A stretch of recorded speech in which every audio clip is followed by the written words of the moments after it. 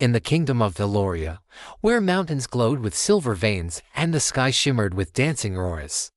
Two princesses were born under a rare celestial omen, a star splitting into two streaks of light. The kingdom celebrated, for the omen meant twins of destiny, bound together for greatness.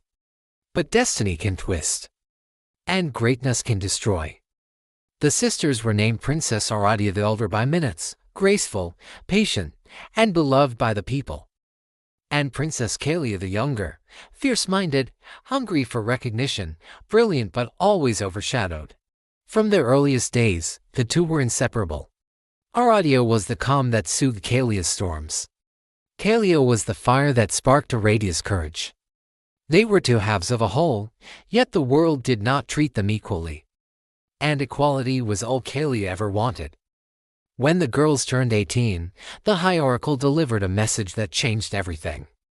The prophecy was chillingly simple: only one twin may sit upon the throne, and the other shall become her shadow.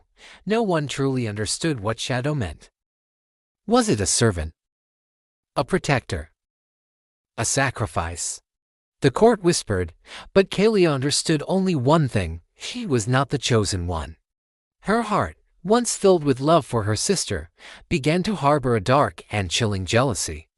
A seed of resentment was planted, and in the years to come, it would grow into a hidden blade.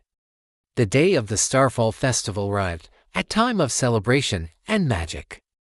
The king stood before his people and announced his decision. The one who would be trained as the future queen was Maren. The crowd roared with approval. Maren, overcome with emotion, wept with humility. And Maren smiled. But inside, something sharp and brittle finally snapped. That night, she stood alone on the castle balcony, staring down at the lights of the city spread below. "All this could have been mine," she whispered to the wind. It should have been mine. From that moment on, she no longer walked beside her sister. She walked behind her, quiet, calculating, and burning with a cold fire. Years passed. Maren blossomed into the queen her people needed. She was adored for settling disputes with wisdom, easing famines with compassion, and building alliances with grace. Meanwhile, Maren became the kingdom's chief strategist, brilliant, respected, but never celebrated. Her military genius secured the borders, her foresight protected the economy, but she remained in the background.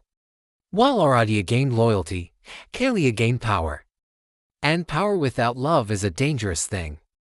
When Maren reached the age of 25, the day of her coronation finally arrived. The entire kingdom was electric with anticipation.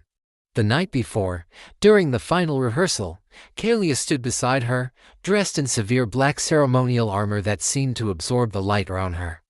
Maren, radiant in her white gown, took her sister's hands.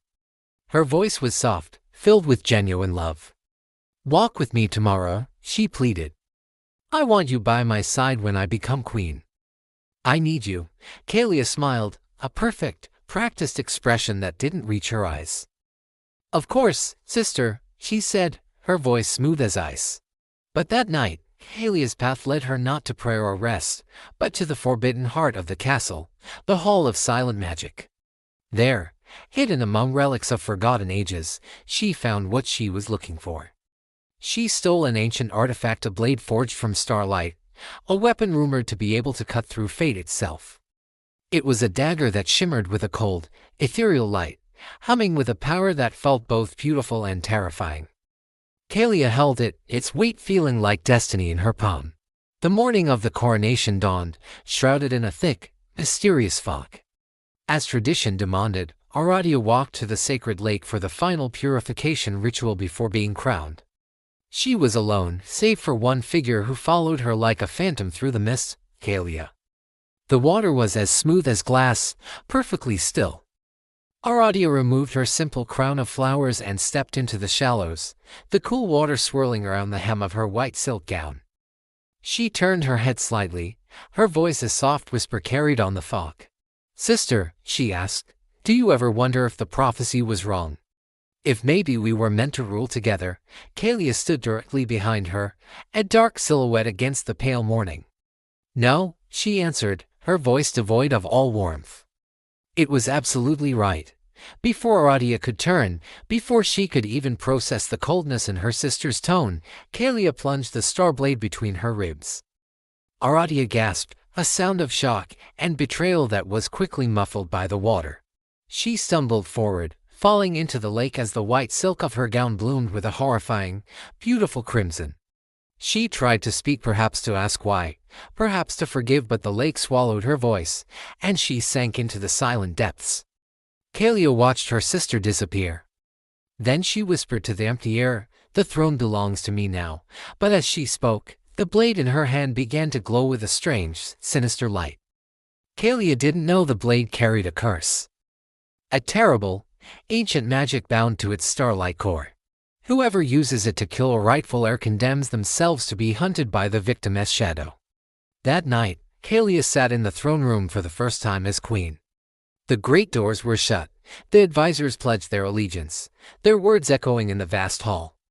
But as the Lord Chancellor spoke, Kalia saw something move in the corner of her eye, a figure. It stood in the deepest part of the shadows, wet, dripping water onto the ancient stone floor. Silent. It was Aradia. Or what used to be her.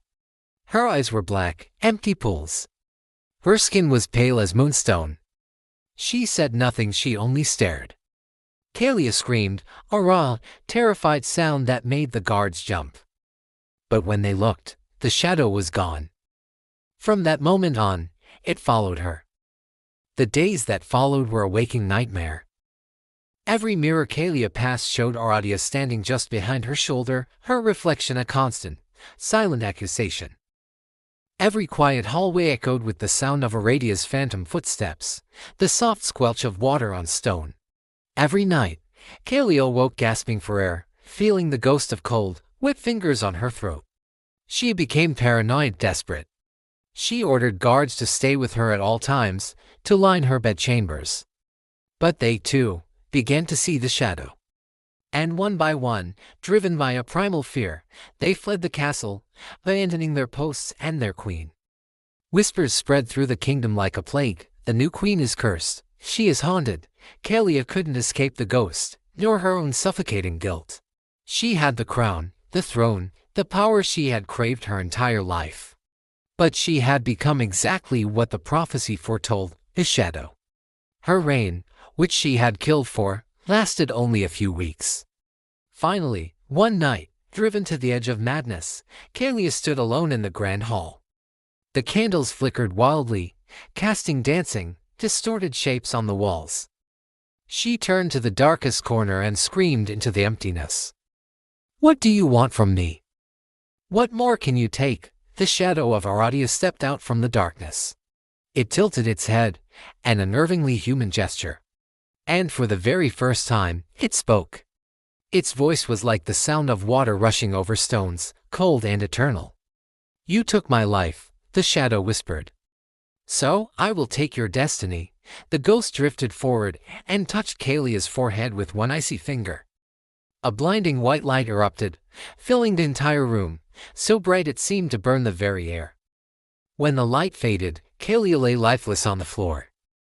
Her eyes were wide open, frozen in a mask of pure terror. The crown, the object of all her desire, rolled from her head and came to a stop near the shadow's feet. Aradia's ghost bent down and picked it up. With a slow, deliberate movement, she placed it upon her own spectral head, and vanished. Outside, the castle bells began to toll, mourning the sudden death of the cursed queen. The kingdom was left without a ruler, but a new legend was born. They say that if you walk the halls of Valoria's castle at the hour of midnight, you might see her, the queen made of shadow, wearing a ghostly crown, forever walking through the throne room searching for the destiny that was stolen from her. Thank you so much for watching. If you enjoyed this story, don't forget to like, subscribe, and hit that notification bell so you don't miss our next dive into the darkness. See you next time.